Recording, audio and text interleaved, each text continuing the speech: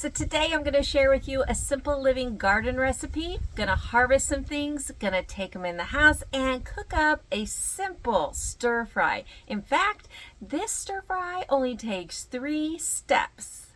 Hi, I'm Kim and this is Olive City Oasis in Northern California. We're in zone 9B and it is mid-August now, but I swear I feel a little bit of cool briskness in the air first thing in the morning around 7 a.m. that tells me fall is on the way.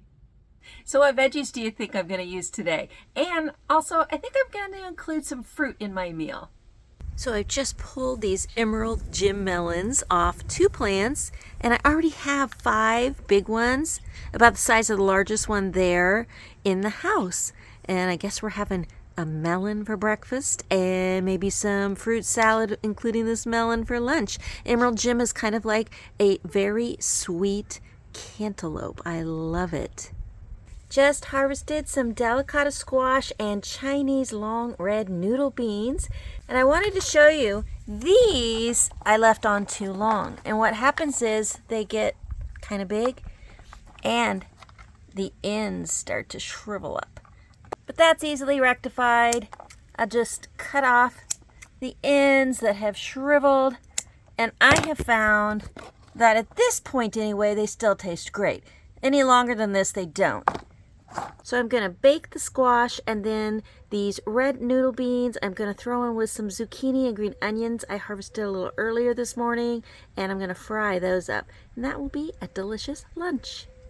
Also delicious, at least for the sheep, are these mulberry leaves, which I just cut off of this tree that, if you can see here, is growing out of a crack in my patio. I know I need to cut it down, but I am keeping the tree short, so it's only about 4 feet tall right now, and gonna take these prunings to the sheep now so they can have a nice brunch themselves. Toffee approves of the leaves, and here comes Coco. He approves too.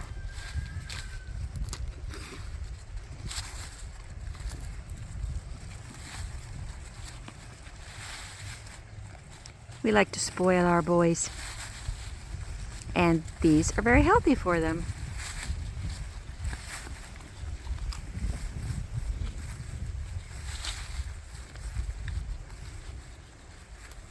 And it makes them happy.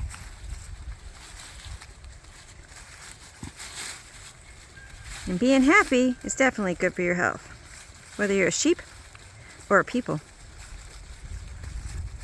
Well, I think I definitely need to add some purple tree kale to my fried veggie lunch. Yeah, sounds good. Second step is to prep the ingredients. Cooked up some brown rice while I was out watering. Also baked my delicata squash. Now to chop up these veggies.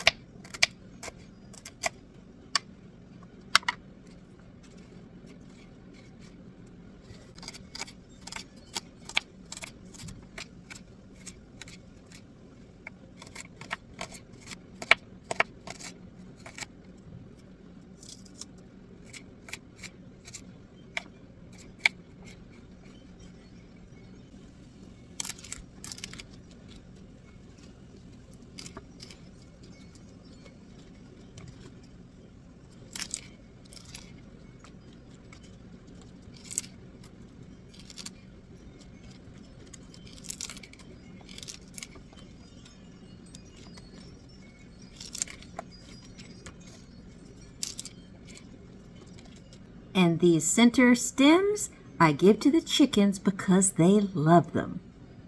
So there's lots of nutrition in these purple treacle leaves, and they're available year-round. Now for the Chinese long red noodle beans. Funny thing about these is that when you cook them, they turn from maroon to plain old green, but they are scrumptious no matter what their color.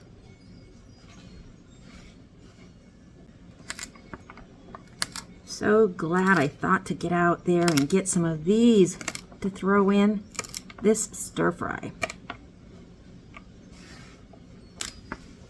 And like I said before, even the ones that are a little overly ripe, and in other words, they've gotten a little plump, they're still great tasting.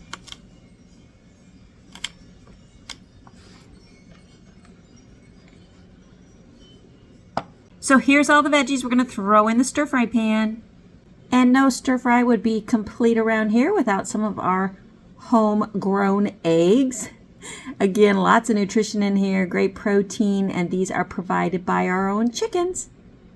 Some olive oil.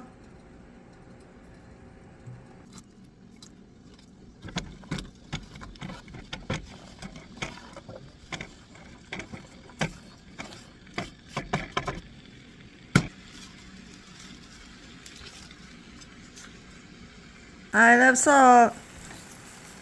Actually, my doctors have told me I need more salt. I have extremely low blood pressure and need more sodium.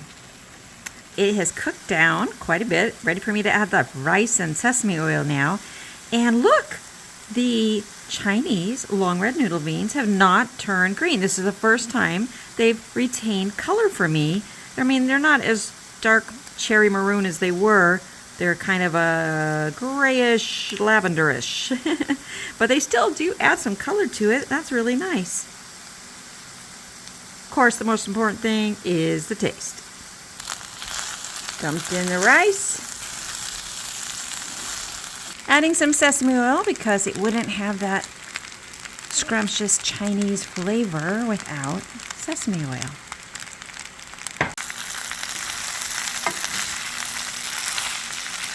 It even sounds delicious.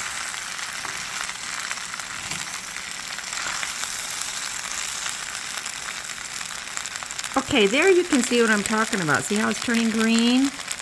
Aww. Must be because of the heat. So if you only sauteed these or fried them quickly, then they probably would retain their color. Maybe I'll add them later in my stir fry next time.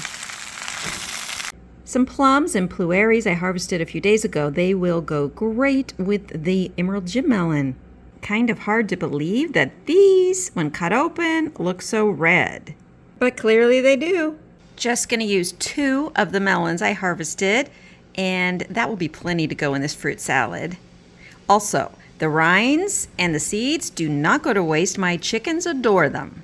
Now, if you've never grown your own melon, no matter what kind, let me tell you, store-bought melon in no way compared to the absolutely amazing taste of homegrown melons. And that's all there is to that. Doesn't that look gorgeous? I know it's gonna taste gorgeous too. So lunch is ready. I've got the stir-fried rice, the fruit salad, and my baked delicata squash. Step 4, I guess, a bonus step. Eat and enjoy. You know, usually I include peppers when I make a stir fry, but today I just wasn't in the mood for them. I want to know though, what veggies do you grow that are your favorites to include in a stir fry? And now, I think I want to go harvest some rhubarb because a rhubarb pie sounds mighty good for dessert tonight. Well, that's all for today. Thank you for joining me, and I hope to see you again soon. Have a great week.